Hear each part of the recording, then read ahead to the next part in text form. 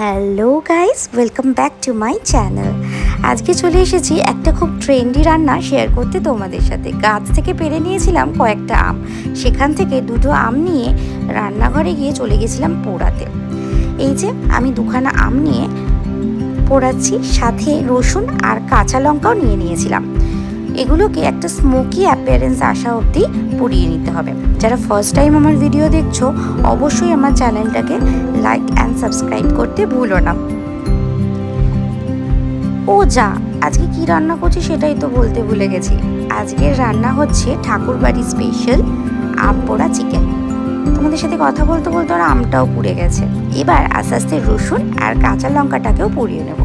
আর যে আমটাকে প্রথমে পুড়িয়ে নিয়েছিলাম, সেটা জলের মধ্যে কিছুক্ষণ ভিজিয়ে রাখবো, যাতে করে আমের খোসাগুলো খুব ইজিলি বেরিয়ে আসে।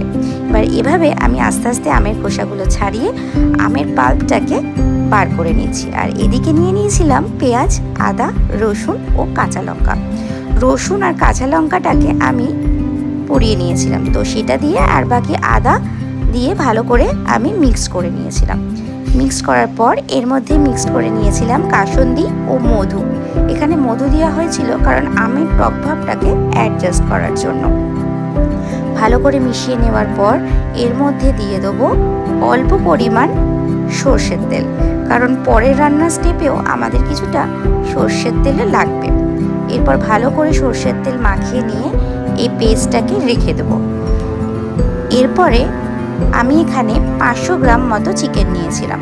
তার মধ্যে নুন, লঙ্কা গুঁড়ো, হলুদ গুঁড়ো, জিরে গুঁড়ো, ধনে গুঁড়ো দিয়ে ভালো করে মাখিয়ে নিয়েছিলাম।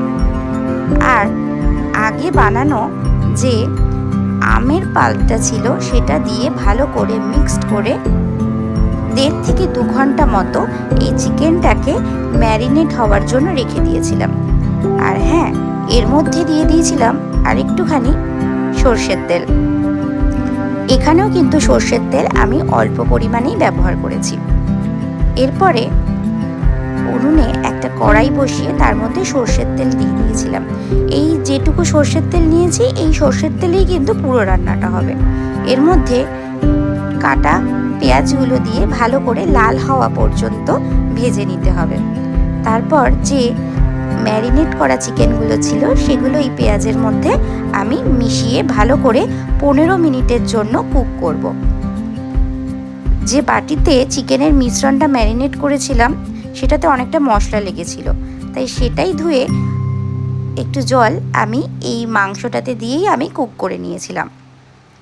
তারপর একটা পাত্রের মধ্যে জল নিয়ে জলটাকে ফুটবো, সাথে দিয়ে লবঙ্গ, এলাচ, দারচিনি। আর এইদিকে চাপা দিয়ে মাংসটাকে আমি ফোটাতে দিতে,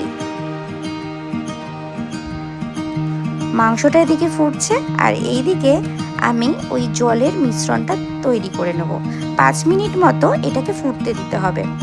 5 মিনিট মতো ফোটার পর যখন এই জলের কালারটা হলুদ হয়ে আসবে, তখন এটাকে ছেঁকে ওই চিকেনের মিশ্রণের মধ্যে দিয়ে আবার চাপা দিয়ে ভালো করে নেড়ে আমাকে ফুটিয়ে নিতে হবে, যতক্ষণ না চিকেনটা সেদ্ধ হয়। এরপর এর মধ্যে কাঁচা লঙ্কা আর ধনে পাতা দিতে ভুলো না কিন্তু, দিয়ে ভালো করে নেড়ে কিছুক্ষণ কুক করতে হবে। আর একটা ক্লিপ নিতে না একদম ভুলে গেছিলাম, এর মধ্যে আমি মিশিয়েছিলাম একটুখানি গরম মশলা। নাও, এখানে তৈরি হয়ে এসেছে আমাদের ঠাকুরবাড়ি স্পেশাল আম পোড়া চিকেন। আজকের ভিডিও এইটুকু, দেখা হচ্ছে অন্য কোনো ভিডিও। ততক্ষণের জন্য